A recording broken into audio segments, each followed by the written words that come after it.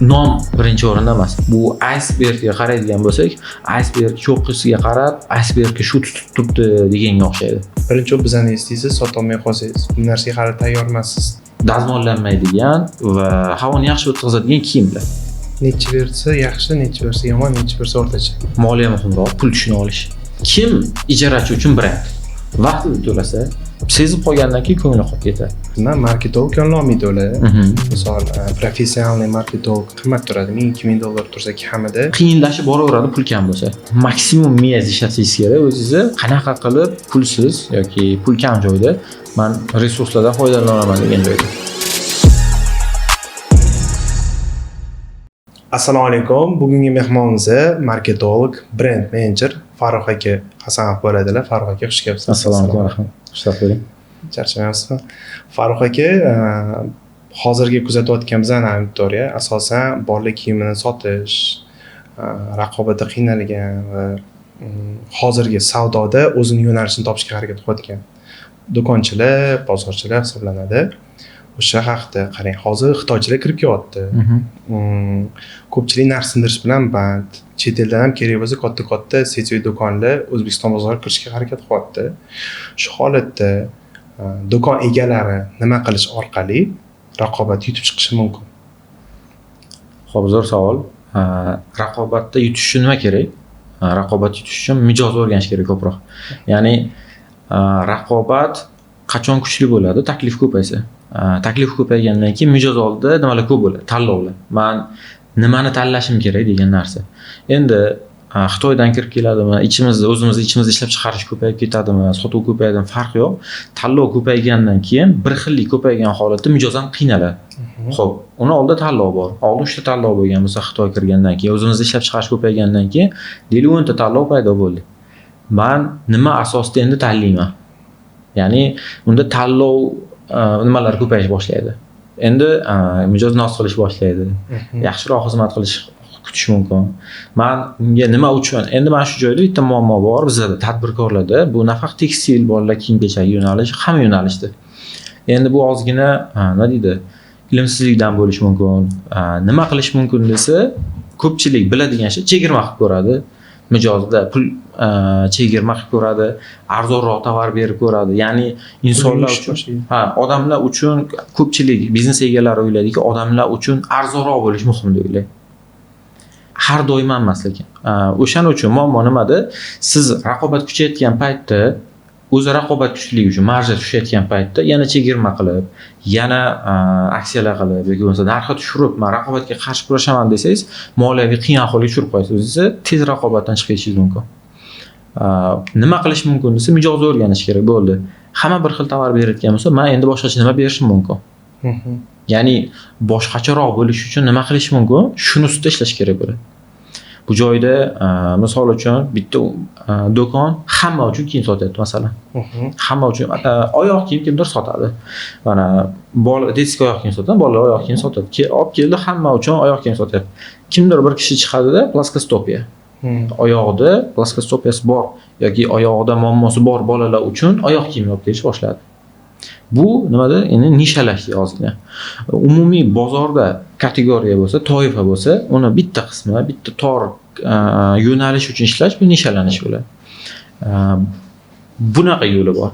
Yoki bo'lmasa nima qilish mumkin desa, pozitsiya degan narsa bor. Mijozi tasavvurida nima? Kiyimlar bor. Misol uchun tanlovda nima kriteriyalar bor? Perception map deydi, tasavvur xaritasi. Mijoz nimaga qarab tanlayapti kiyimlarni? Ya'ni endi ozgina produkt ustida ishlash mumkin yoki brend ustida ishlash mumkin. Hamma misol uchun bozorga kirib, bolalar kiyim-kechak do'koni deyapti, bolalar kiyim-kechak deyapti. Endi siz bozorga kirdingiz, nima deyapsiz ota-onalarga? Onalar tanlaydi, asosan yoki ota-onalar tanlaydi bolalarning kiyim-kechagini. Tez quriydi, bolalar ustida kir bo'ladi, tez quriydigan, dazmollanmaydigan va havoni yaxshi o'tkazadigan kiyimlar. Eng komfort kiyimlar deb sotish boshladingiz. Luxury deb kimdir sotish boshladi. Ya'ni bolasi qimmat kiyim kiyib yurish xohlaydi kimdir. Kimdir luxury deyish boshladi, kimdir komfort deyish boshladi. Shunaqa qilib endi pozitsiyalanish mumkin. Mijozi xohishdan kelib chiqib. Ya'ni nima qilish mumkin degan joyda mijoz bilan gaplashish, uni og'riqlari, xohishlari, muammolarini o'rganish boshlash kerak. Xo'p, qarang, nishalash haqida gapirdingiz. 5 ta qadam aytib bera olasizmi? Marketolog yo'llanmaydi ular. Misol, professional marketolog qimmat turadi. $1000-2000 tursa kamida, ular marketolog yo'llanmaydi. Do'konchini o'rnida bo'lganingizda 5 ta qanaqa oddiy qadam qilgan bo'lardingiz, o'zingizni nishingizni aniqlab olish uchun. Xo'p, biznesmenni eng birinchi qiladigan vazifasi bozor topish. Ya'ni, masalan, u marketolog yo'llanmagan bo'lsa, bizga uchun bolalar deganda biz hamma bolalarni inobatga olamiz. Masalan, bolalar kiyimlar deylik 15 yoshgachadir, 13 yoshgachadir, keyin kattalarning kiyimlariga o'tib ketadi. Bolalar kiyimlarigacha nima kiyimlar bor? Maktab forma yo'nalishi bor. Masalan, siz maktab forma dedingizmi, umumiy bolalarning kiyimlarida bu o'zi nishalanish bo'ladi. Formadan boshqa yana nima kiyimlar bor bolalarning? O'smir bolalarniki. Sport kiyimlari bor masalan. Sport kiyimlari bolalar uchun, mashg'ulot uchun yoki ko'cha uchun kiyimlar. Aytmoqchi bo'lgan narsam, tushunib olish kerak bo'lgan narsa birinchi bozor. Qaysi bozor kattaroq? Ya'ni umumiy bolalar uchun degandan tashqari nishalashadigan bo'lsam, birinchi masalan ikigai degan nima bor? Yapon falsafasi bor. Ya'ni u yoqda o'zingizni hayotingizdagi falsafangizni topib olasiz, o'zingizni qobiliyatingizdan kelib chiqib, pulingizdan kelib chiqib, resursingizdan kelib chiqib, xuddi shunaqa oddiy yo'nalish. Qaysi nishada, masalan, nishalarga bo'lib chiqish mumkin, shunaqa yozib chiqadi. Endi qaysi nishada bozor kattaroq, hali rivojlanmagan yoki endi rivojlanayotgan bozor uchun bozorga kirish kichkina biznes uchun yoki puli kamroq biznes uchun qiyin.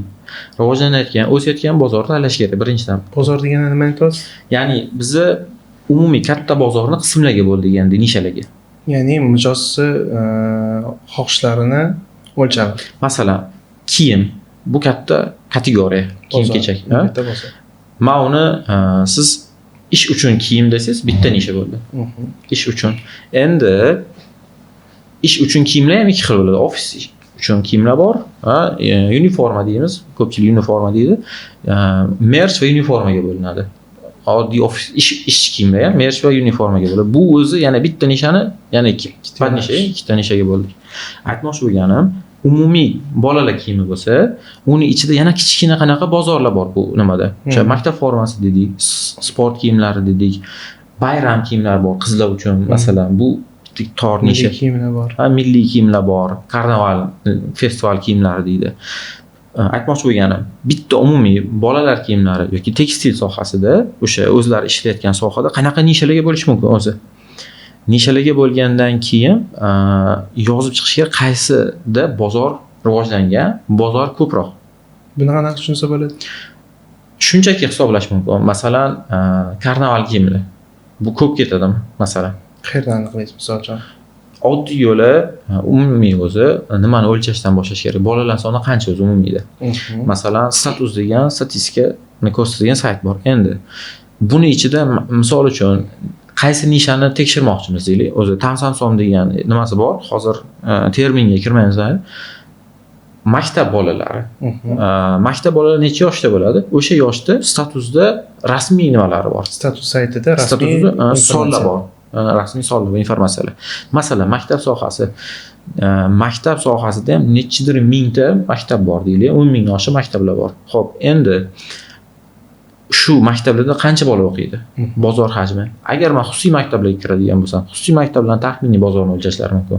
Xususiy maktablar oxirgi statistika bo'yicha 400 dan oshiq bo'lsa, 1-2 yil ichida 700 ga chiqarishadi. Lekin xususiy maktablar umumiy bozori hali endi 1 yoki 2% ga yetdi. Ya'ni umumiy maktab bozorini. Aytmoqchi bo'lganim, masalan, namuna bo'ldi. Men maktab bozorini olaman dedigan. Birinchi qadam nima bo'ldi? Umumiy bozori nishalarga bo'lib chiqdik. Ya'ni umumiy bozorni ham tor yo'nalishlarga bo'lib chiqdik. Misol uchun O'zbekistonda 10 millionta bola noto'g'ri qilib aytyapman. 10 millionta bola bo'lsa, maktab bolalari nechta bola taxminan? Aniq statistikasini bilmayman. Misol uchun 5 million bo'lishi mumkin. 5 million bola. 5 million, 7 million bo'lishi mumkin maktab bolalari. Yarmi cho'g'ilib ketdi, o'sha auditoriya kichraymoqda. Masalan, mana bunaqa qaraylik, bo'lmasam bolalar nima uchun kiyimlar oladi? Ota-onasi bolalarga nima uchun kiyimlar oladi? Ta'lim uchun kiyimlar oladi.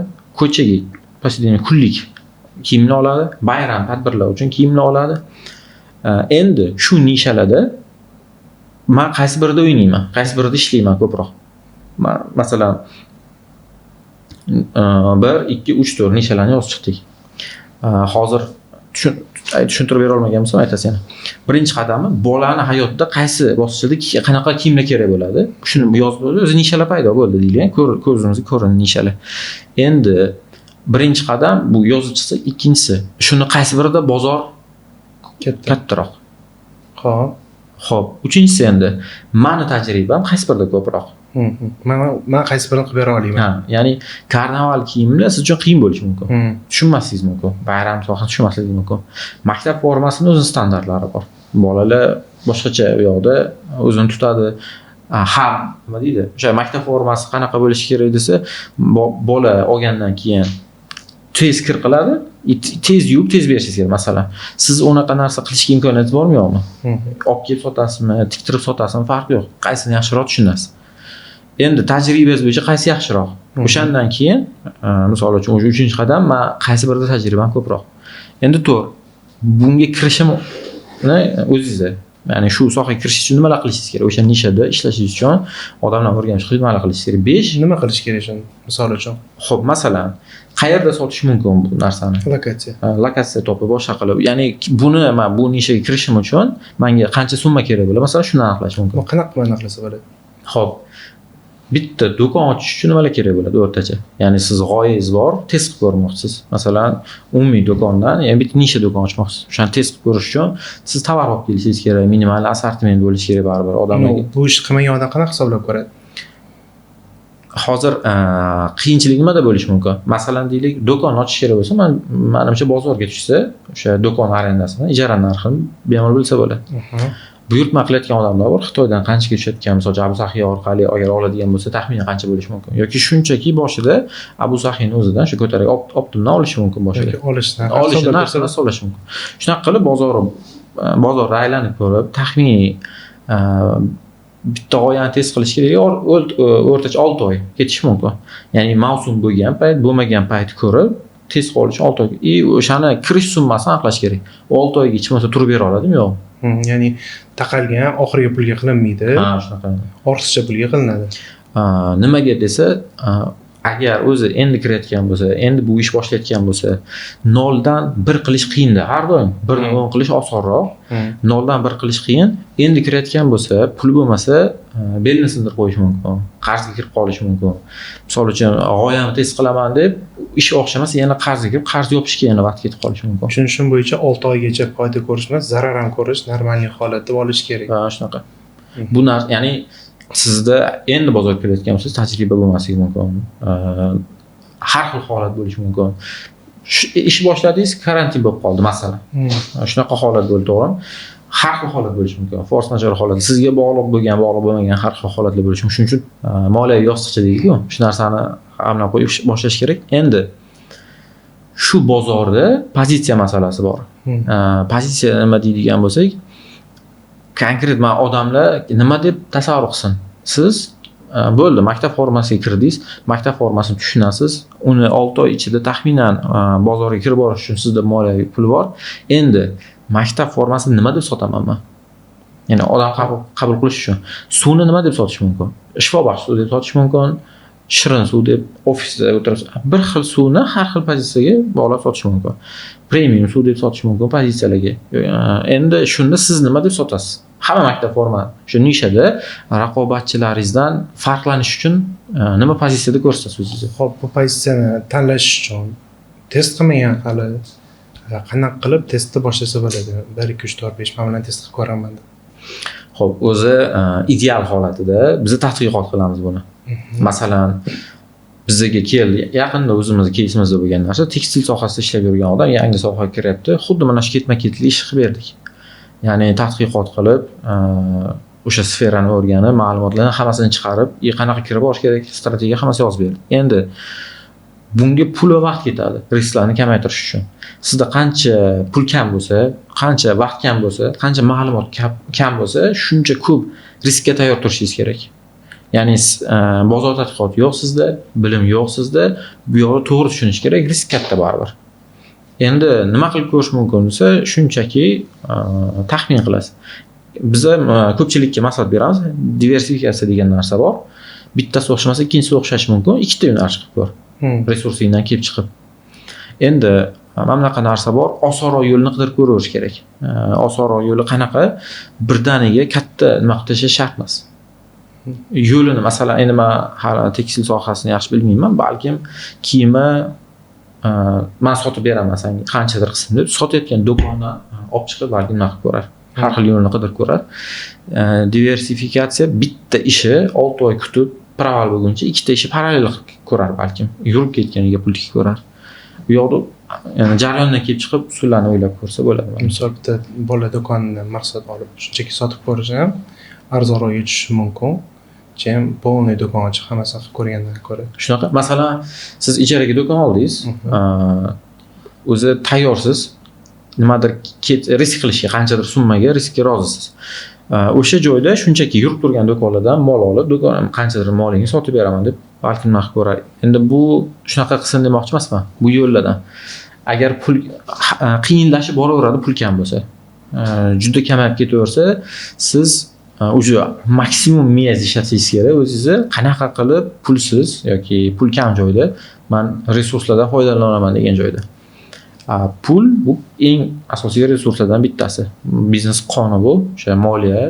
O'shaning uchun test qilib ko'rish boshqa men qiyin. Yoki bo'lmasa ham oddiy yo'li ishlab ko'rsin kimgadir kirib. Zo'r.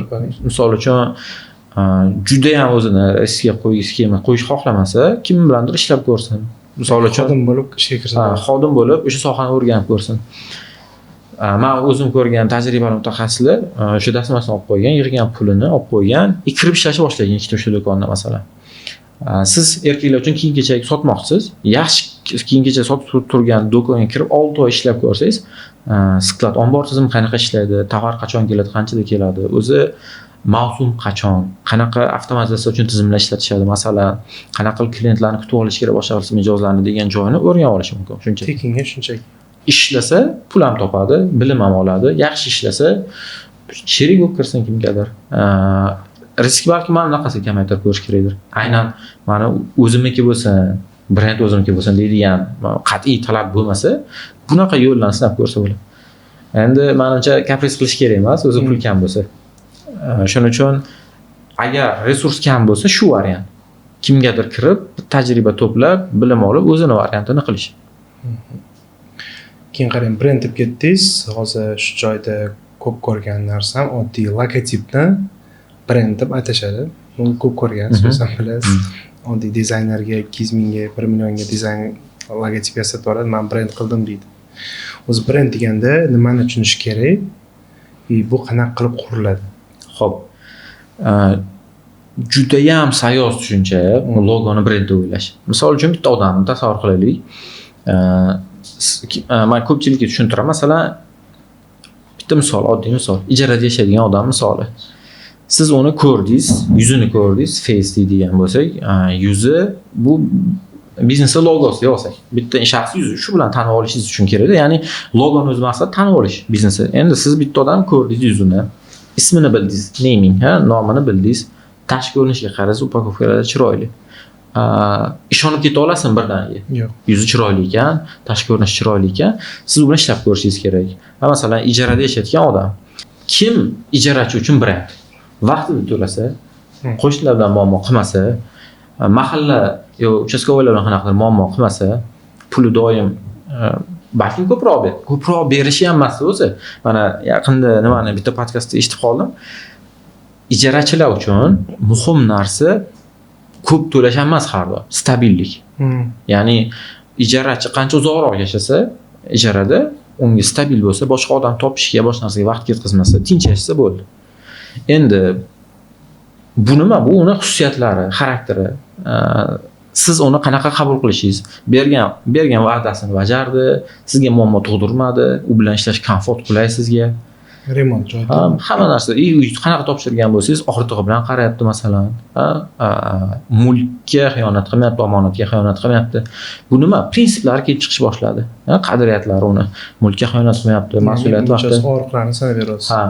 Aytmoqchi bo'lganim, endi tasavvur qiling, men ijarada turibman, ijarada yashayman, vaqtida to'layman, muammo qilmayman, uyni chiroyli ushlab turibman. Har xil holatlar bo'lmaydi. Uyda unga mijoz yoqmaydigan, uy egasiga yoqmaydigan. Hammasi zo'r. Pul olib borib beraman. Pulni so'rab ham o'g'ri bo'lib o'tirmayman. Har kun o'sha berish muddati kelganda yozaman. Siz pulingizni tayyorlab qo'ydim, qayerga yetkazib beray masalan. Har kuni har oy o'sha paytda vaqt yetkazaman. Endi tasavvur qiling, kimdir keldi. Men $100 bermoqchiman shu uyga chiqar desa masalan. Tanimagan odamni va qaradi, chiroyli kiyingan, chiroyli bola, yaxshi chiroyli gapiryapti. Lekin bu bilan nima bor? Taassurotlar bor, prinsiplar bor. Uni kimligini yaxshi biladi. Buni chiroyiga uchib puldan kechadimi? Ya'ni aytmoqchi bo'lgan narsam, brend nimaga quriladi? Mahsulotdan ham tashqari ko'proq narsa berish. Mijoz sizni qanaqa qabul qiladi? O'shaning uchun shunchaki logo bilan, chiroyli upakovka bilan qo'pol aytganda tufta narsa sotsangiz, o'sha tufta narsa deb eslab qoladi, o'sha logo bilan, boshqa narsa bilan siz brend deb eslab qolmaydi. Hamma taniydi, mashhurlik brend o'ylaydi kimlardir. Endi tasavvur qiling, siz mashinli odam bo'lsangiz, hamma taniydigan mashina bo'lasiz bo'ldi ertaga. Brendni asoslari bor-da o'zi. Brend xususiyatlari bor. Katta narsa, siz odamlar bilan qanaqa kommunikatsiya qilishingiz, muloqot qilishingiz, ularning og'riqlariga qanaqa javob berasiz, ularning kutuvlarini qanchalik oqlab berasiz, bergan va'dalaringizda qanchalik turasiz. Va'dani ko'pchilik e'tiborsiz qoldiradi. Masalan, va'da qanaqa? Premium degan narsa. Restoranga kirdingiz, premium dedi. Kirdingiz, hojatxonasiga, hamma narsa zo'r, hojatxonasiga kirganingizda, lekin kutuv oqlamadi. Va'da oxirigacha bajarilmadi bu. Masalan, ko'pchilik o'sha va'daga ham sayyoz qarab qo'yadi. Nima va'da berdingiz, unga qanaqa javob berasiz? Sizni uzoq muddatdagi missiyalaringiz qanaqa? Masalan, korzinka 1000 ta qilmoqchi do'konini. Masalan, bitta oyoq kiyim ishlab chiqarishni aytgan. Keyin siz jamiyatga beradigan foydangiz qanaqa? Masalan, bitta oyoq kiyim ishlab chiqarishni aytgan. Siz har bitta oyoq kiyim sotib olganingizda ikkinchisi kambag'al odamlarga ehson bo'ladi siz nomingizdan. Sizda ikkita variant turibdi. Bitta brend, bitta ishlab chiqaruvchi aytayapti. Sen bundan sotib olsang, ikkinchisi ehson bo'ladi deyapti. Bittasi hech qanaqa va'da yo'q, prosta polkada turgan mahsulot. Qaysi birini sotib olish ehtimoli baland bo'ladi. Endi u mayli biznes egasini u riyo uchun qildimi, boshqa narsa uchun qildimi, bu uning ishi, biznes haqida gaplashsak. O'shaning uchun brendni platformasi deydi, brend standartlari deydi. Juda katta narsa u. Brend qurilmaydi, unda yashaladi. Siz prinsiplaringizda, va'dalaringizda, qadriyatlaringizda yashab berishingiz kerak brend bo'lish uchun. Zo'r odam edi, bir marta sizga yoqmaydigan ish qildi, ko'nglingizga og'ir botdi masalan, ikkinchi safar o'shani qabul qilish qiyin. Ya'ni shuning uchun o'sha berilgan va'dada yashab berish kerak u. O'shaning uchun aytmoqchi bo'lgan narsam sal uzunroq bo'ldi. Logo, nomlar brend muvaffaqiyatini qiyin juda ham ta'minlab berishi. Bu xuddi men chiroyli yigit bo'lsam, o'zimga qarab yursam, ishim zo'r bo'ladi deganga o'xshagan narsa. Nom muhim emas, ko'rinish muhim emas, ya'ni qanchalik darajada va'dangizda turyapsiz, qanchalik darajada kutuvlarni oqlayapsiz. Shu muhimroq, chem muhim emas deya olmayman. Prioritet bo'yicha, ustuvorlik bo'yicha nom birinchi o'rinda emas. Bu icebergga qaraydigan bo'lsak, iceberg cho'qqisiga qarab, icebergga shu tutib turibdi deganga o'xshaydi. U bo'lish kerak. Uni yaxshiroq qilishga harakat qilish kerak. Ya'ni xunuk kiyinyorsangiz bo'ldi degan narsa yo'q bu yoqda ham. Siz zo'r yigit bo'lsangiz. Lekin bu asos bo'lish kerak emas. Misol uchun siz chiroyli bo'lasiz, yomon ish qilib qo'ydingiz, tanib olishadi-ku bir kun, lekin sizni xuddi shunga o'xshagan narsa. Siz hamma narsani zo'r qilib qo'ydingiz, lekin aldab sotyapsiz odamlar masalan. Va'dani noto'g'ri beryapsiz masalan. Sezib qolgandan keyin ko'ngli qolib ketadi. Ya'ni upakovka qismida bu siz o'zingizni qanaqa qadoqlab ko'rsatishingiz boshqalarga. Bu muhim, lekin eng ustuvor emas, eng muhim emas. Ya'ni u butun boshli icebergga o'zi ham emas bu. Uni usti tagida yotgan katta bo'lagi ham bor. Shuni esdan chiqarmaslik kerak demoqchiman. Mijozli og'riqlardan kelib chiqib, nisha tanlashi muhim dedingiz. Og'riqlarni qanaqa qilib aniqlasam bo'ladi? Xo'p, nisha tanlashda mijoz og'riqlari unchalik muhim emas. Muhim emas. Yo'q. Qarang, nishani tushunish kerak bo'lgan narsa. Siz katta bozordan, katta auditoriyadan torroq auditoriyaga o'tdingiz. Misol uchun brend bor, ayol baxti degan. Ayollar uchun hamma kiyim-kechak sotayotganda homilador ayollar uchun kiyim sotish boshladi. Ya'ni nishada boshda og'riq muhim emas. Siz o'sha toifalarni butun boshli kategoriyani ichidagi yo'nalishlarni tushunsangiz bo'ldi.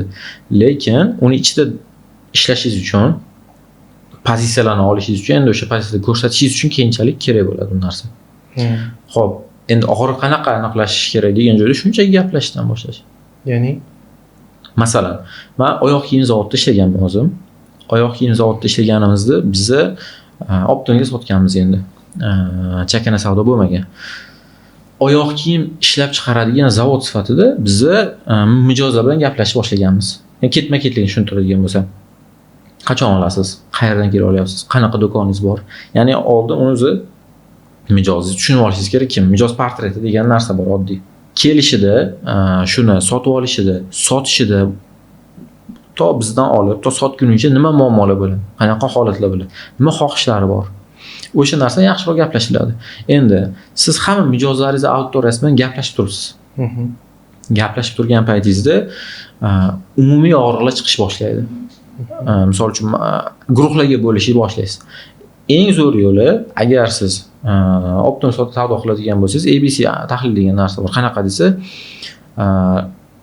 sizni umumiy savdoingizni qilayotgan 15% mijozlar bor. Buning uchun raqamlar bo'lish kerak endi siz. Endi bu tizimlashgan biznesga boshqaga aloqador narsa. Qancha raqamlar bo'lsa, men aytayotgan narsalarni chiqarish shuncha oson bo'ladi.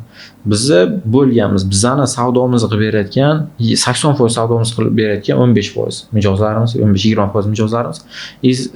Keyingi qolgan ikkita kategoriyaga bo'lganmiz foizdan kelib chiqib. Endi do'konlar bor. Masalan, kichkina do'konning egasi Abu Sahiga tushdi, do'konimizga tushdi, do'kondan oyoq kiyim sotib olmoqchi. Endi uni nima muammolari bor?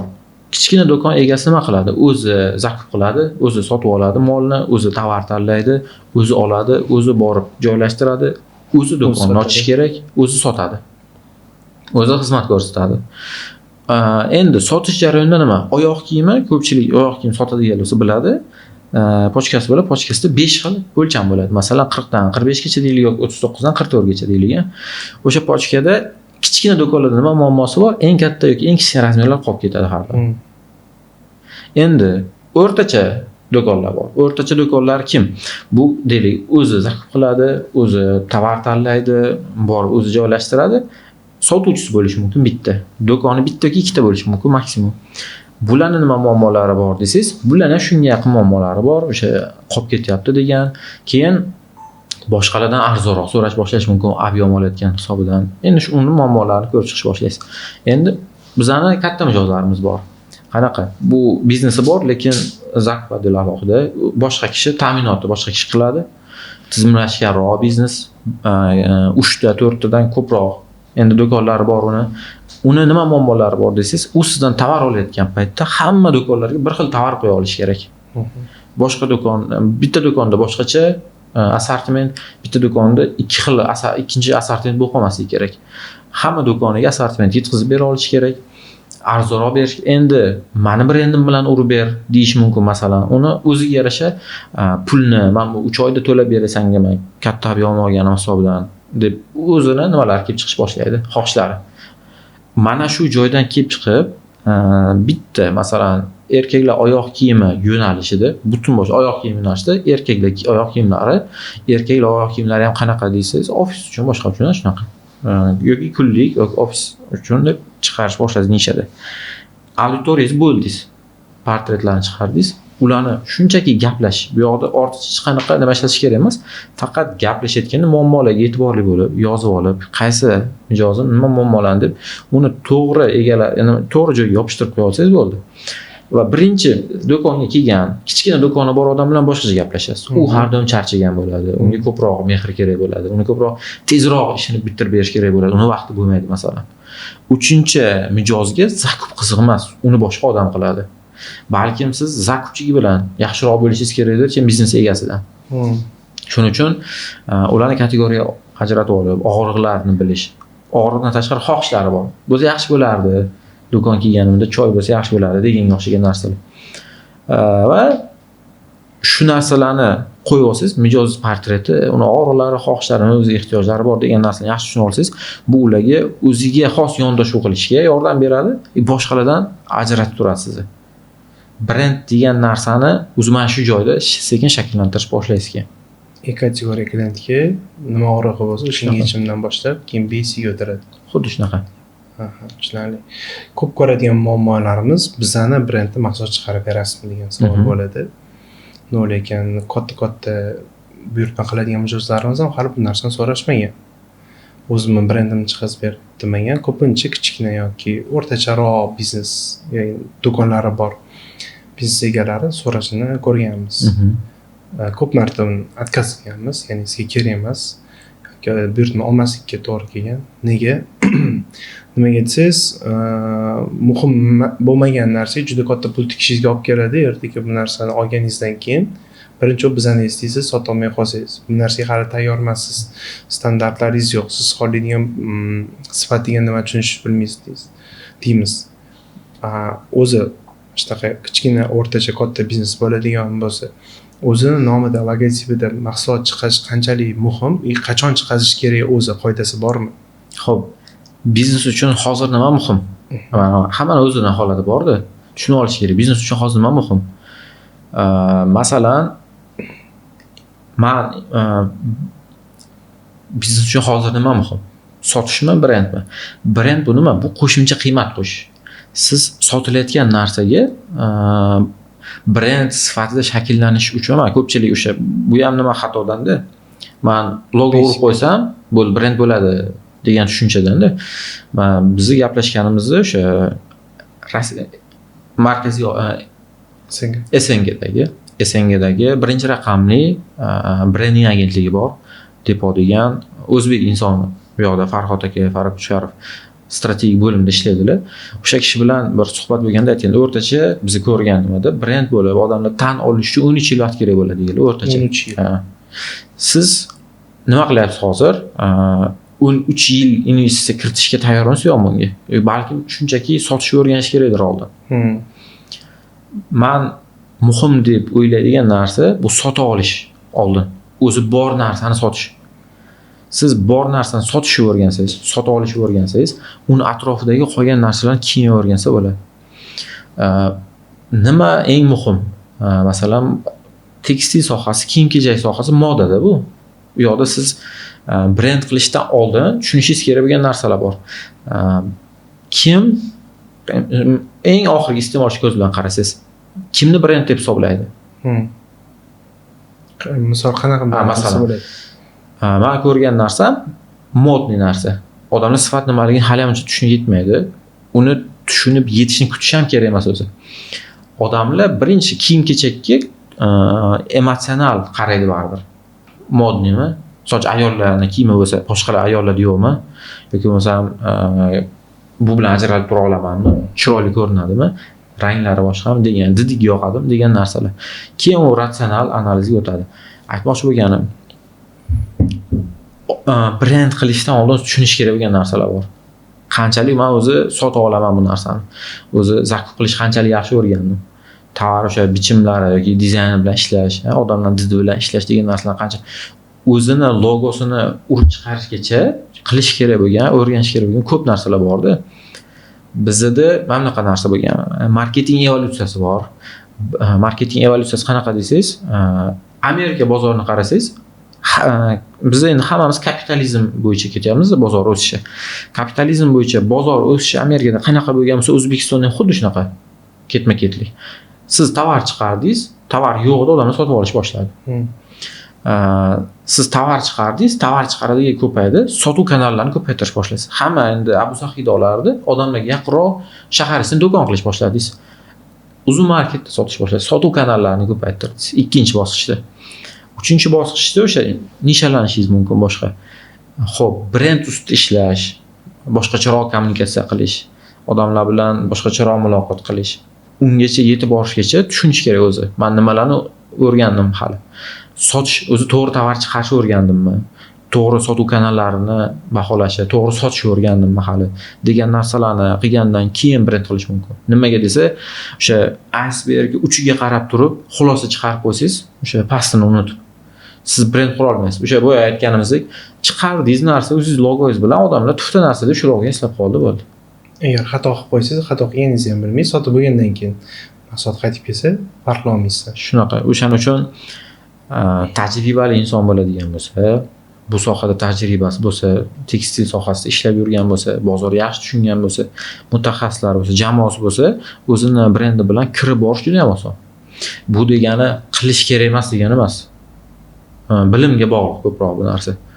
Resursdan ham ko'ra. Ya'ni pul va xodim resursdan ham ko'ra biznes o'zini egasini bilimi, fikrlashiga ko'proq bog'liq brend masalasi. Nega? Asosiy marketolog biznes egasi bo'lib qoladi chunki. Ya'ni brend egasi, brend father deydi, brend otasi biznes egasi bo'lib qoladi. Nimaga desa, uni prinsiplari kun suradi uni biznesida. Siz kelib hech kim sizga prinsiplar yozib bermaydi, qanaqadir missiyalar yozib bermaydi sizga yoki boshqa narsalar qilib bermaydi.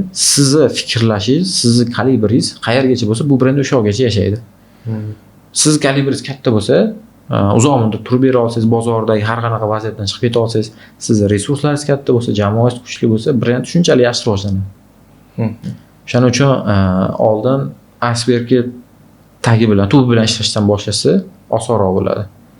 Xo'p, qarang, marketing qilishdan oldin, brend qilishdan oldin, shuncha strategiya qilishdan oldin qanaqa qadamlar ketma-ketlikni o'zi qilish shart, shuni bilmasa bo'lmaydigan qadamlarni sanab bera olasizmi? Xo'p, marketingdan ham oldin moliya muhimroq, pul tushuna olish. Ya'ni biznes egasi tikkan pulni chiqarib olishi, sotuv bilishi muhimroq. Ya'ni tushuntirsa, marketing bu miya desak, pul bu qonni, sotuv bo'limi inson yuragiga nima qilish mumkin? Moliyani umurtqaga o'xshatishadi. Odamda miyasi bo'lmasa yashash mumkin, lekin yurak urmasa yashab bo'lmaydi. Shunga o'xshagan narsa, sotuv bo'limi pulni joyiga qo'yib qo'ya olsa, birinchi sotish o'rganishdan boshlashligi, pulni to'g'ri boshqara olishdan, hisob-kitobdan boshlash muhimroq. U brend, marketing yetib keladi bu narsalarga keyinchalik. Xo'p, moliya deganda konkretniy qanaqa qadamlar bor, bilmasa bo'lmaydi. Pulni boshqaruv deylik, moliya emas. Moliya deganda ko'pchilik buxgalteriyani tushunar ekan. O'shaning uchun qo'lidagi pulni to'g'ri boshqarish. Masalan, qayerga tikaman? Qancha muddatda qancha pul qaytish kerak menga tikkan pulim? Necha pul qo'yaman? Masalan, necha hisoblayapmanmi? Ya'ni detallargacha hisoblayaptimi? Hisob-kitoblar joy-joyidami? Chiqqan pul, kirgan pul. Qayerlarga chiqdi, qayerlardan keldi. O'sha narsani tushunib olishdan boshlash kerak o'zi raqamlardan. Keyin turgan mol, uni qiymati, misol uchun turib qolsa qancha pul yo'qotaman, qachon sotishim kerak, mavsumni ko'ra olish.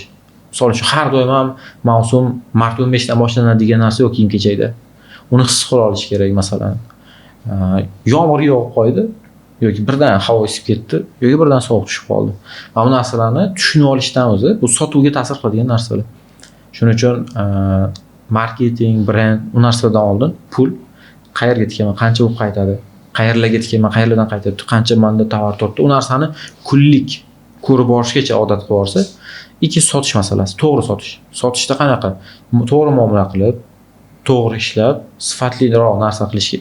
Sifat ham nisbiy narsa. Mijoz xohlayotgan narsani yaxshiroq chiqarib berish kerak. To'g'ri ham nisbiy narsa. To'g'ri deganda nimani aytmoqchisiz? Ya'ni qaysida?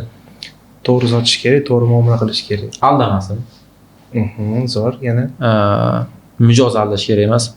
Kutuvlarni to'g'ri qilib olish kerak. Bo'rtib yuborish kerak emas. Va'dalarni ko'paytirib olish kerak emas. Va'dalarni ko'paytirishdan tashqari o'zi vaqtda bajarish kerak. Masalan, mana shu narsalar.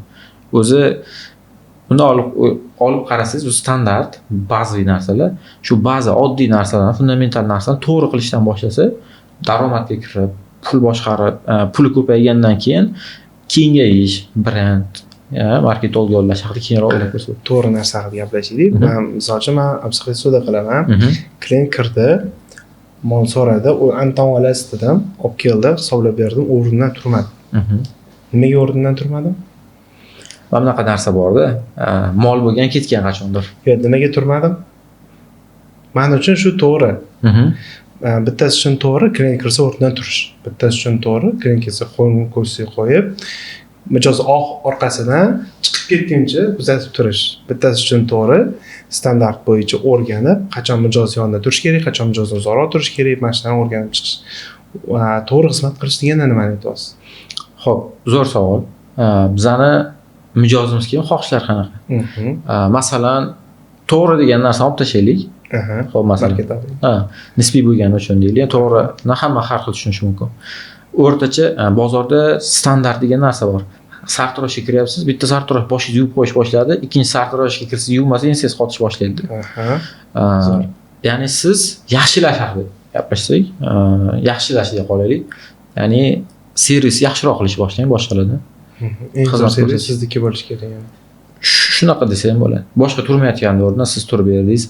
Boshqalar, misol uchun yordam bermayotganda, men ham do'konga kirib mol olib ketyapman. Ko'payib ketdi, qiynalib qoldim.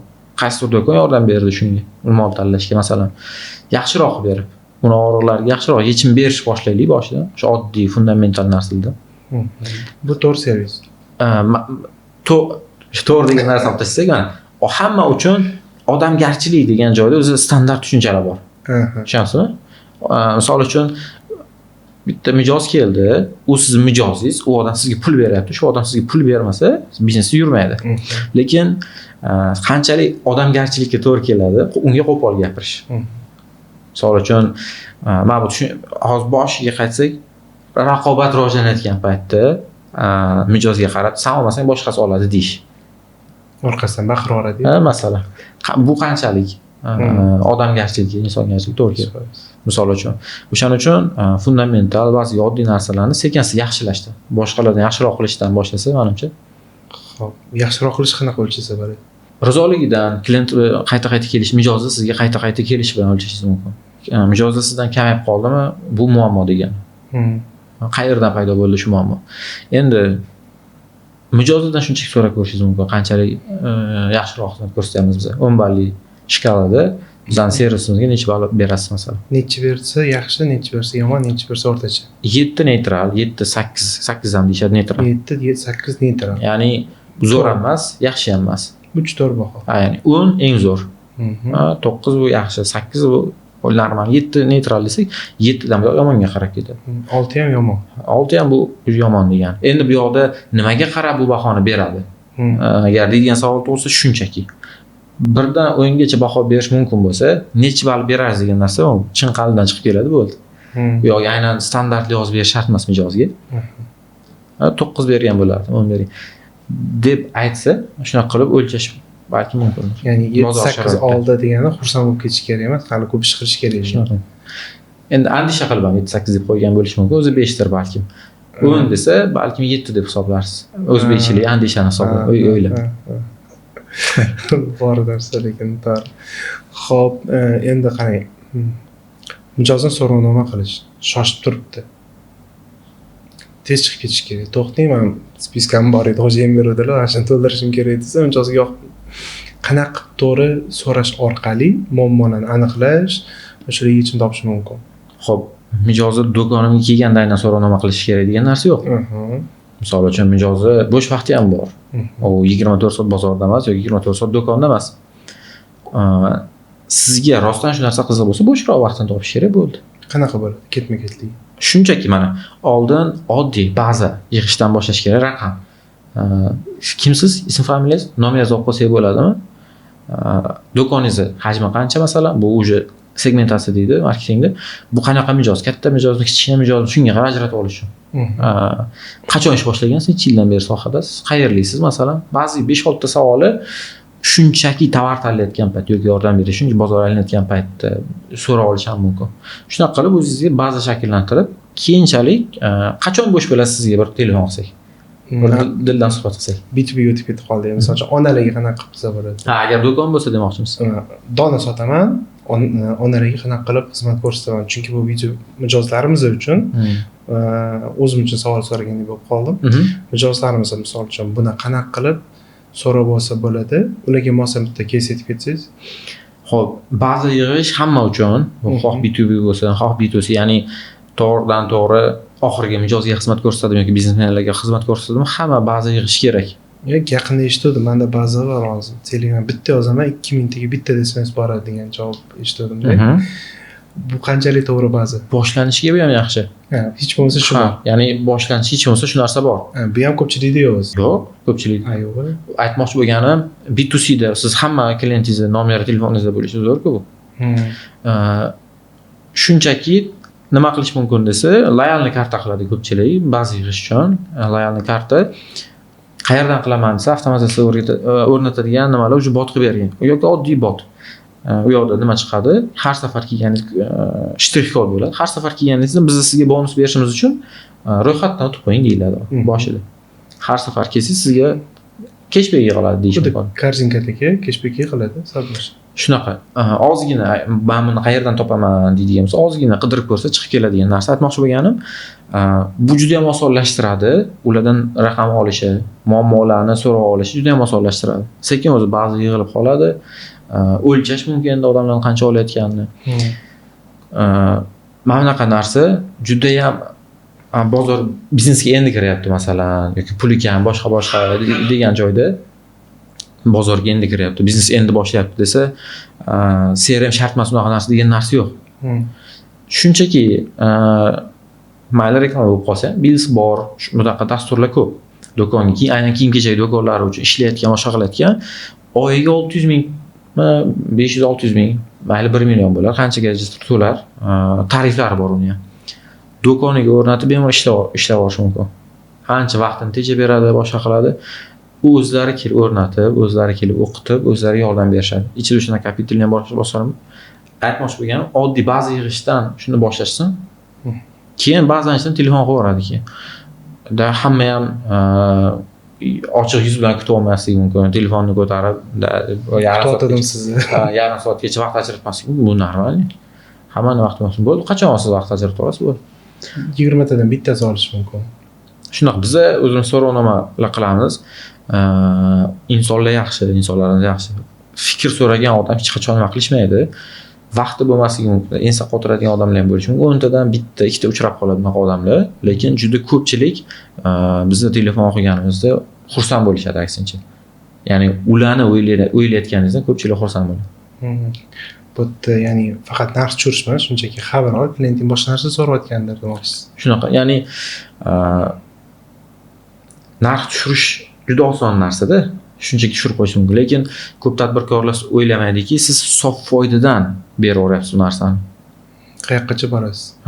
Ya'ni uni sof foydadan beraveryapsiz ekan, yetib keladi, oxiri tushirib bo'lmaydigan narxga yetib kelasiz, keyin nima qilasiz? Bankrot bo'lasiz.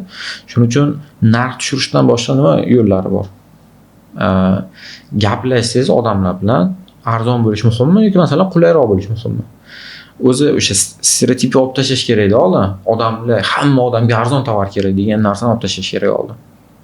Yoki shunchaki arzon tovar faqat arzon tovar olaman deydigan odamlar bilan ishlamaslik kerak.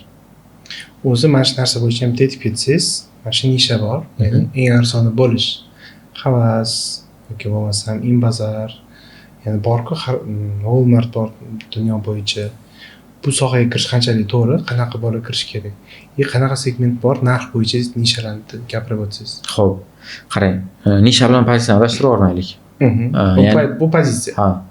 Nisha, misol uchun, oziq-ovqat yo'nalishida men faqat sut sotaman, mana shunday domik bo'laman deyish bu nisha. Ya'ni butun bozorda o'zingiz tor qismini ajratib olish bu nisha. Endi shu mana shunday domikda sut sotadigan bitta nimada qanaqa pozitsiyada bo'laman? Eng arzoni bo'lamanmi? Eng sifatlisi bo'lamanmi?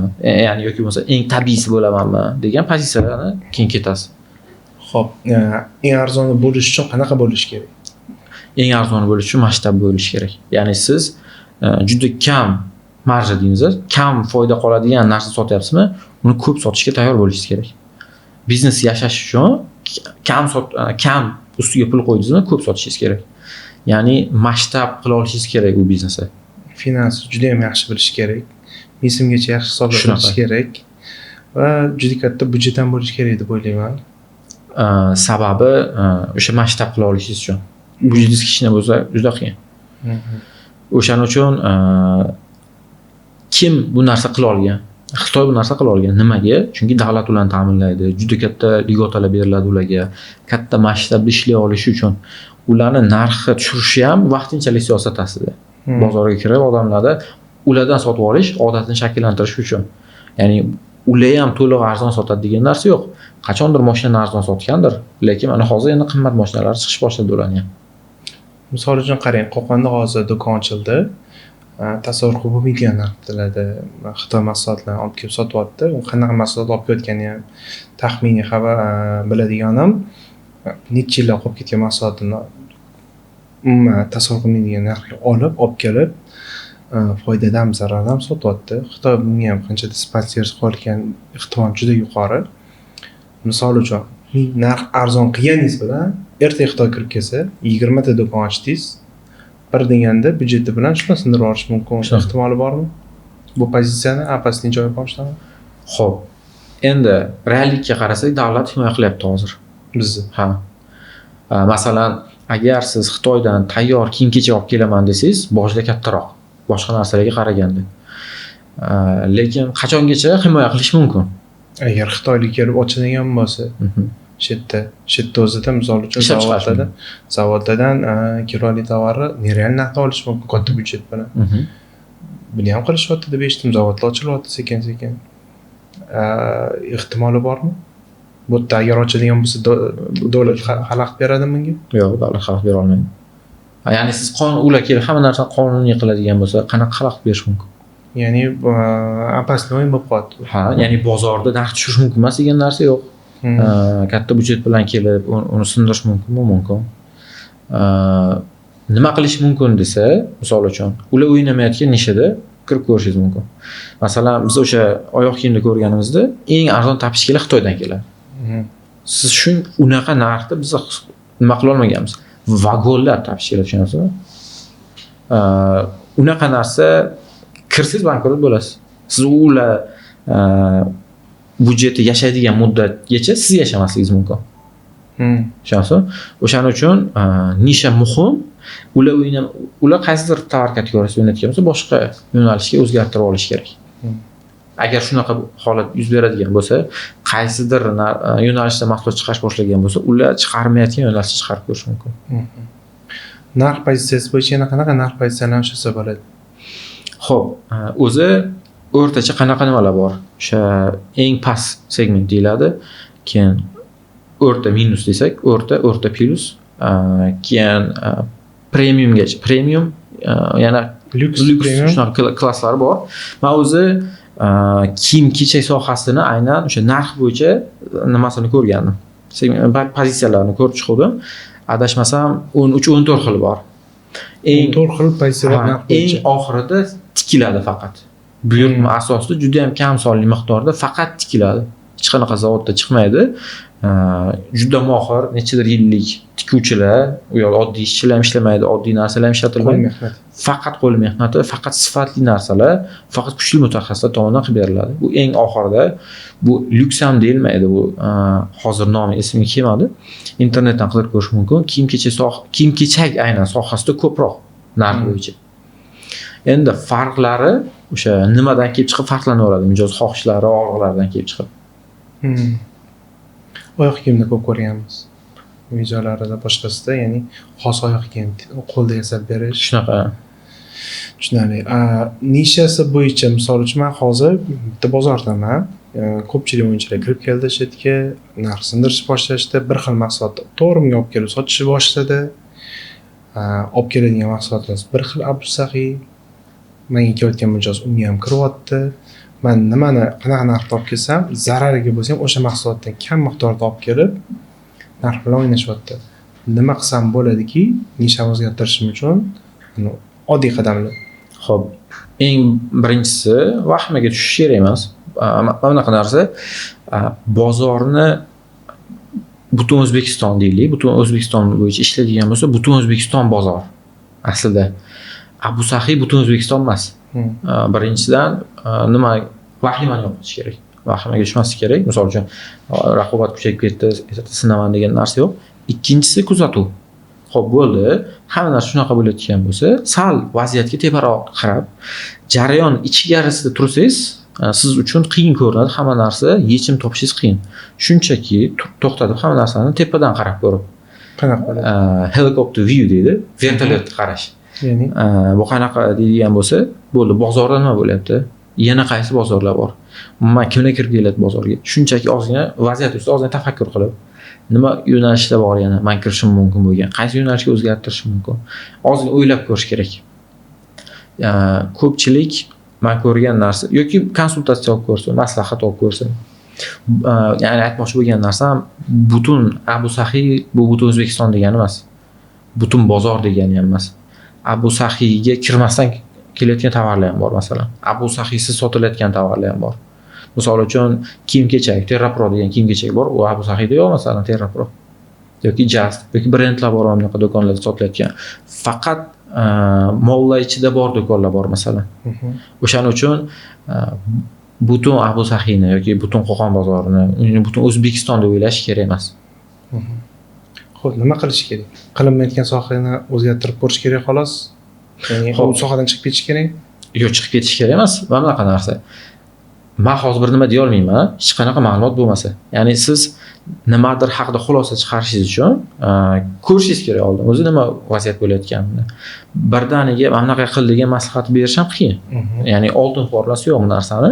Bu biznes, bu bozor. Aniq formula yo'q hech qayerda. O'shaning uchun eng zo'r yo'li o'zini bosib olib kuzatish. Raqamlarni ko'rsin. Qanaqadir raqamlarni ochiqlaydigan bo'lsa, qanaqa raqamlar? Statistikalar bo'lishi mumkin, bozor hajmiga o'xshagan boshqa. Bular qiyin men uchun deydigan bo'lsa, maslahatlashib ko'rsin tajribali odamlar bilan, brendlar bilan. Ya'ni bozorda ishlamayotgan odamlar ham bordir. Shunaqa vaziyatda ham yaxshi ishlayotgan insonlar bordir. Ya'ni qarab ko'rish kerak atrofiga ham. Xo'p, Soda quvvatda shuncha yil klientlarni o'rgatgan, to'g'risi bittasi keldi, undan ancha katta byudjet bilan shop kelgan mahsulotdan to'g'ridan-to'g'ri olib kelib, shu kimdan olgan bo'lsa o'shandan arzonroq olib, zararga sotyapti. Shuncha yil klient o'rgatgan, shuncha yil bozorda joyini o'rgatgan, endi nima qilish kerak shu odam? Xo'p, qarang endi hozir muammo paydo bo'ldi-da, to'g'rimi? Muammo paydo bo'ldi, yechimini bilmayapti. Bitta zo'r narsa bor. Shu muammo paydo qilgan sen tafakkuring bilan muammoni yecha olmaysan, endi uni o'zini o'stirish kerak. Unga yechim topish uchun degan narsa. Agar uni qanaqa qilishni bilmayotgan bo'lsa, o'sha bilmay o'tib ketish degan narsa yo'q. Yoki bo'ldi men bankrot bo'lgunimcha nima bo'lishiga qarab turaman degan narsa yo'q. Ilm olish mumkin, kurslar ko'p, treninglar ko'p. Til o'rganib, chet ellik kurslarni olsan agar O'zbekistonga qanaqadir nima bo'ladigan bo'lsa, shunchaki o'zimizda yaxshi dars berayotgan insonlar bor. Hamma ham infolotboz degan narsa yo'q. Ilm olib ko'rsin, o'zini qobig'idan chiqib ko'rsin, yangiliklarga ochiq bo'lmasa odam, ilm bo'lmasa o'zini qiynab boraveradi. Ilmsizlik eng yomon narsasi, zo'r narsa bor, bosh ishlamasa oyoq yuguraveradi degan narsa-da. Shuning uchun ilm olish kerak. Ilm olib vaziyatdan tez chiqib ketish mumkin, osonroq chiqib ketish mumkin. Balkim pulsiz hal bo'ladigan yo'llari bordir. Boshqalardan konsultatsiya olib ko'rish kerak, tajribasi bor insonlar bilan maslahat qilib ko'rish kerak. Aytmoqchi bo'lgan narsam, bilmayotgan bo'lsa, bilish xohlash o'zi ham ko'p narsani hal qiladi, yo'llarni topib beradi. Men ko'rgan muammo juda ham o'ziga ishonib oladi odamlar yoki ko'p narsani bilmasligini bilmaydi. Men shuncha yil savdo qilganman, ko'p narsani bilaman. Men hozir kimdandir 3-4 yil endi nimadir o'qib qo'ygan odamdan nimani o'rganishim kerak degan bilim bor, degan tushunchasi bordir.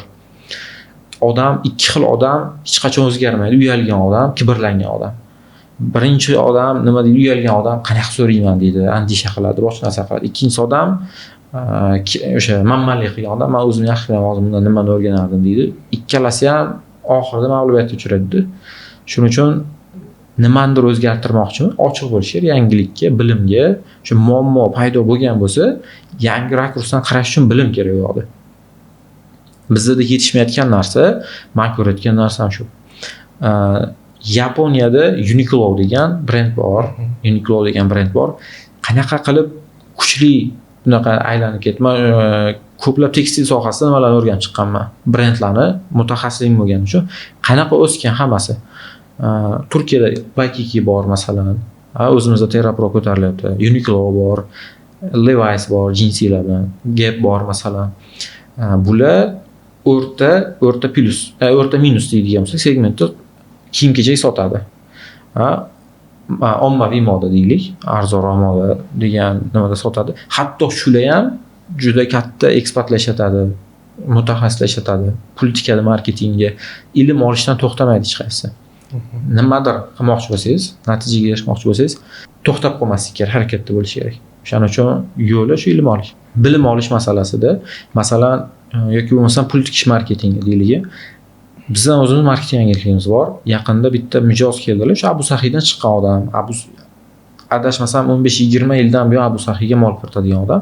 Raqobat kuchayotgan his qilganlar uchun 30 mingdan oshiq o'sha brendga, yangi brendi bozor tadqiqotiga, mijozlarni o'rganishga, o'zini mahsulotini ustida ishlashga pul tikdilar. Informatsiya uchun 30 ming tikdilar. Hech qanaqa tovar yo'q hali. Tushunasizmi? Men qanaqa tovar qilishim kerak? Qayerda bozor ko'p? Buni kimga sotishim kerak? Qanaqa mahsulot sotishim kerak ularga degan ma'lumotlar uchun shuncha pul tikdilar. Undan boshqa bu boshqa kiyim-kechak, lekin juda ham tor nishada kiyim-kechak sotadilar hozir. Bizni bozorni o'rganib chiqqanimiz perspektiva juda ham ajoyib. Yana bitta bozor, yana bitta brend Abu Sahiydan chiqqan, ayollarning kiyim-kechagini sotadi. O'qishga doim pul sarflashadi. Tadqiqot o'ziga 1-2 yil bo'lib qoldi adashmasam, ular ham yaxshi pul tikkan. Ya'ni men bozorda ushlab turishim uchun o'zimni, mijozimni ushlab turishim uchun kim sifatida o'zim olib chiqishim kerak? Logo qanaqa bo'lishi kerak, ranglar qanaqa bo'lishi kerak, merchandising qanaqa bo'lishi kerak, kiyimlar qanaqa turishi kerak degan narsalarga pul tikib o'zlari o'qishgan yoki odamni olib kelishgan. O'shaning uchun bunaqa keyslar ham bor. Men o'zim Buxorolikman.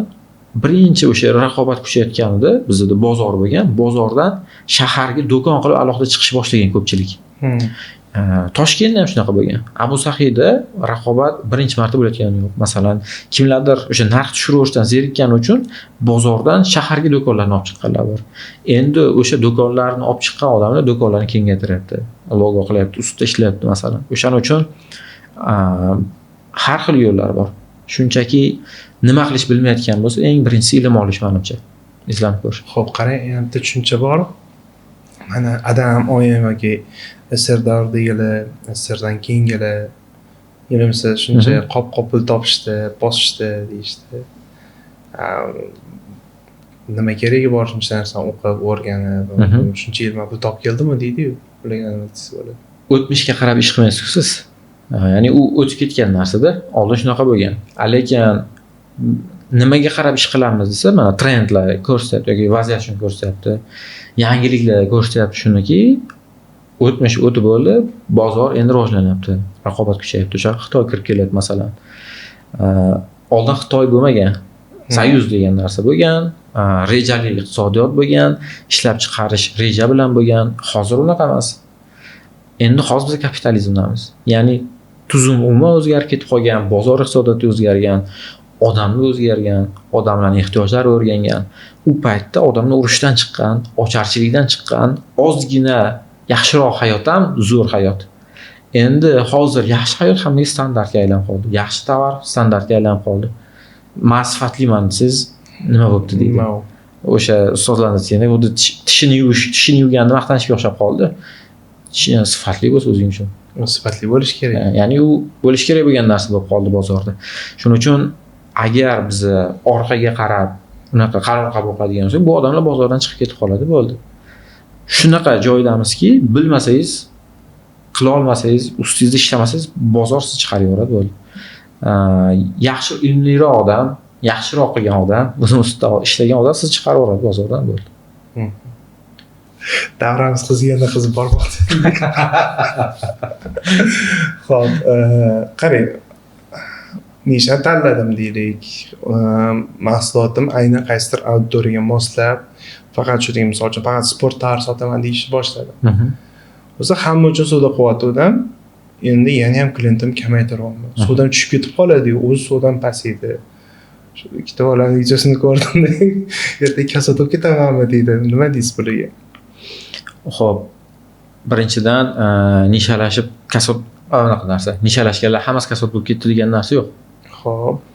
Qachon nishalash kerak degan narsani aytib o'tdik-ku. Hamma tovarlar bir xil bo'lish boshladi hammada. Siz endi boshqacharoq narsa sotish boshladingiz, aynan auditoriya uchun, aynan ular xohishlari uchun narsa chiqarish boshladingiz. Masalan, hamma shu do'konga kirsangiz, hamma tovarlar bor. Hamma joydan bitirib ketasiz. Unda u uchun ham, u mijoz uchun ham qanaqadir qulaylik bo'lishi mumkin.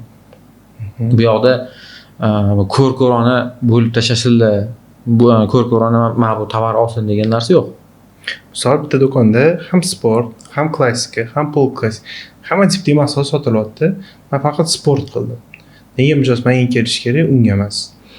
Xo'p, reklama qilishingiz osonlashadi. Blogerlar bilan ishlashingiz mumkin. Mana ko'pchilik qiladigan narsa. Sport tovar deganda yaxshiroq esga kelishingiz mumkin. Endi sizda vaqt bo'ladi, aynan sport tovarlar o'zi nima, qanaqa xillari bor, qaysi yaxshiroq degan narsa ustida ishlashga ko'proq vaqtingiz bo'ladi. Bitta nishani yaxshiroq o'rganish uchun o'sha nishada yaxshiroq o'zingizni rivojlantirish imkoniyat bo'ladi. Hech kimda yo'q sport tovar olib kelish. Shunaqa. Endi siz u yoqda ustunlikka erishingiz qanaqa? Siz fokusingiz bor. Bu xuddi lupaga o'xshaydi. Bitta joyga ushlab tursa kuydiradi. Shunga o'xshagan narsa. Endi siz boshqacharoq narsa qilish uchun imkoniyat bo'ladi bu yoqda. Shuning uchun foydali tomonlari. Siz nishalashganingizdan keyin bu do'kon kichkina bo'lsa ham, aynan sport tovarida assortimentingiz ko'p bo'ladi. Masalan, hamma narsa sotayotgan odam do'konida, pol klassika bo'lsin, klassika bo'lsin, sport bo'lsin, umumiy yaxshi ketadigan narsalarni olib kelish boshlaydi. Endi siz sport tovarlarga nishalashganingizdan keyin iste'molchi boshqa joyda topa olmayotgan assortimentni sizdan topishi mumkin. Ya'ni bu degani pol klassika faqat sotadigan bo'lsangiz, shu kategoriyada yoki sport tovar topadigan shu kategoriyada assortimentingizni endi kengaytirishga imkoniyat bo'ladi. Butun do'koningizni o'sha assortiment bilan to'ldira olasiz. Boshqa do'konlar bera olmayotgan narsalarni berishingiz mumkin. Sport tovarda ham bolalar sport tovarlari desa, aynan bo'lmagan eng kam sohillardan bittasi. Shunaqa, masalan, ko'chada bemalol endi bolang ko'chada bemalol bolang masalan tuproq dumalay oladi, masalan, bu kiyimlar bilan deganga o'xshagan narsada. Klassik kiyim bo'lsa, bemalol harakatlana olmaydi, masalan, qiynaladi. Shunga o'xshagan narsa, ya'ni tor nishada ko'proq assortiment sotish, mijozingiz yaxshiroq o'rganish, u uchun boshqalar qilib bermayotgan narsani qilib bera olish imkoniyati kattaroq. Xo'p, shu savoldan kelib chiqsak, boya aytganingiz, hamma mahsulot olib kelayotgan odam sport tovardan, e'tibordan chetda qoldirayotgan narsalar olib ketayotgan bo'lishi mumkin. Xo'p, UTP degan narsa bu yerda ketyapti, tushunishim bo'yicha unikalniy торговля предложений, ya'ni unikal qiymat savdo taklifi desa bo'ladi. Unikal savdo taklif. Noyob savdo taklifi. Noyob savdo taklifi haqida bitta tushuntirib ketsangiz. Noyob savdo taklifi nima deydigan bo'lsak, bozor bor, bozorda siz bor, raqobatchilaringiz bor, mijoz bor. Endi mijoz xohlayotgan, raqobatchi bera olmayotgan narsalar bu noyob savdo taklifi bo'ladi. Ya'ni sizda bor va boshqalarda yo'q. Endi siz ham berayotgan, raqobatchingiz ham berayotgan narsa bu standart narsalar. U yerda faqat narx. U yoqda standart narsalar bilan siz talasha olmaysiz mijozingiz bilan. Raqobatchingiz yaxshi qilib berayotgan narsalar, siz qilib bera olmayotgan narsalar, bu siz yutqazish zoningiz bo'ladi. Misol uchun o'sha narx deydigan, Xitoy narx arzon qilib beryapti. Siz unaqa narx tushirib bera olmaysiz. Siz narx bo'yicha kurashga kirishadigan bo'lsangiz, yutqizib qo'yasiz bu joyda. O'shaning uchun mijoz xohlayapti, ya'ni narxi arzonlashtirishdan tashqari nima xohlayapti yana.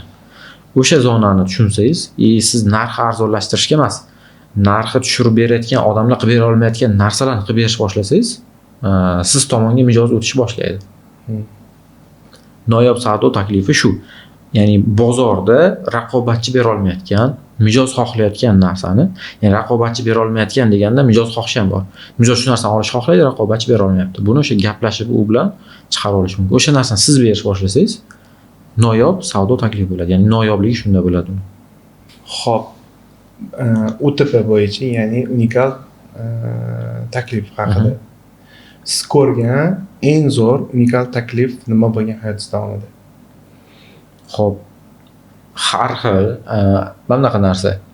Unikal savdo taklifi zo'r bo'lishi shart emas. Odamlar uni bitta ko'rganda eslab qolishi ham shart emas. Uni asosiy maqsadi tender qilasiz siz. Ya'ni tenderning tanlov qilasiz-ku. 4 ta tanlov bor. Kimnikidir yutib chiqdi. O'sha eng zo'r yutib chiqqan kimni ko'rgansiz? Korzinka masalan non qilib beradi. Non qilib beradi. Unikal targov. Issiq non qilib beradi. Bu shunchalik darajada talab katta narsa deb o'ylaysiz? Nonga navbat katta bo'ladi korzinkada. Unaqa narsa. Lead magnet degan narsa bor. Non yaxshi auditoriyani chaqiradi. Arzonroq non qilingan, boshqa do'konlarda bunaqa issiq non doim bo'lmaydi. Mana bunaqa narsa. Siz do'konga borasiz. Do'konga borganingizda har doim kech borsangiz non tugab qolgan bo'ladi. Juda ko'p holat. Non ertalab keladi ko'pincha. Korzinkada pishiriladi doimiy o'sha. U tugamaydi hech qachon. Siz bilasiz, borsangiz non doim bo'ladi masalan. Bu unikallik bu ham bitta. Ya'ni qanaqadir wow, unikal savdo taklif bo'lishi shart emas har doim demoqchiman. Katta xarajat ham shart bo'lmasligi mumkin ba'zida. Shunaqa. Men ko'rganim unikal takliflardan yana bittasi energetik ichimliklar yoki shunaqa ochiladigan ichimliklarda bitta muammosi bor. Hammasini nimasida chang, qopqog'ida chang turib qoladi. Chang turib qolgancha artib yoki bir yuvib ichishingiz kerak. Bo'lmasam chang ketib qoladi og'zingizga. Xo'p, men yaqinda Misrdan kelgan V7 degan suv ko'rdim. Krishka qopqoq bilan chiqarishgan. Qopqog'ini olib tashlaysiz, tagi toza. Tagiga olib qo'yishingiz ham mumkin. Yo'lda agar ichasiz chayqaladi, qopqog'ini tagiga olib qo'yasiz. Ichib bo'lganingizdan keyin qopqoqqa olib qo'yasiz plastikga. Chayqalsa boshqa bo'ladigan bo'lsa yo'lda ham sachrab ketmaydi. Yana olib ichib ketaverasiz shunaqa. Shunchaki bitta qopqoq, shunchaki bitta qopqoq qo'shib qo'yishgan bo'ldi. Farruh aka, rahmat kattakon. Menimcha birinchisi emas, oxirgisi ham emas. Suhbatlarda kutib qolamiz sizni. Foydali bo'lgan bo'lsa, xursand bo'laman, manfaatli bo'lgan bo'lsa. Rahmat.